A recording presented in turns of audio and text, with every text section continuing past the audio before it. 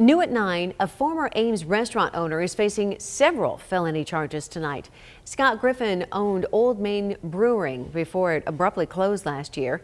And we've been following this case for nearly a year now. KCCI's Chris Gothner talked to a former Old Main employee. This ruined a lot of people. Cassie Wittenbaugh worked at the Old Main restaurant for more than a year and says it was not a good work environment. The amount of things it's hard for me to even put a label on it. As a bartender, I was paid $7.25 an hour, which was the statewide minimum, but then we weren't claiming anything, and I didn't understand why. Wittenbaugh says she's not surprised to see its former owner, Scott Griffin, facing multiple criminal charges, including 3 felonies: ongoing criminal conduct, fraudulent practice in the first degree, and willful evasion of sales tax.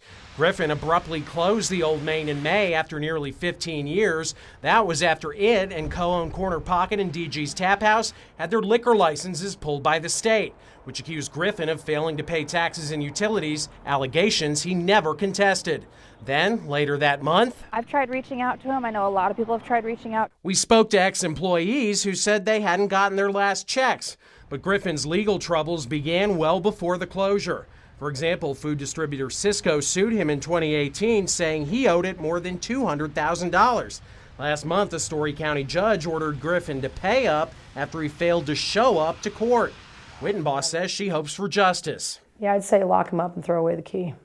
While the Old Main building may still be boarded up and locked up, the owners of Whiskey River here in Ames tell me they've bought the building from a third party and are planning on opening a new restaurant there come fall. But as for its former owner, Scott Griffin is set to be arraigned February 3rd. He's representing himself in court. In Ames, Chris Gothner, KCCI 8 News, Iowa's news leader. We were not able to find a phone number for Griffin, but we did message him on Facebook. He has not replied. We also have not heard back from Story County Attorney Jessica Reynolds.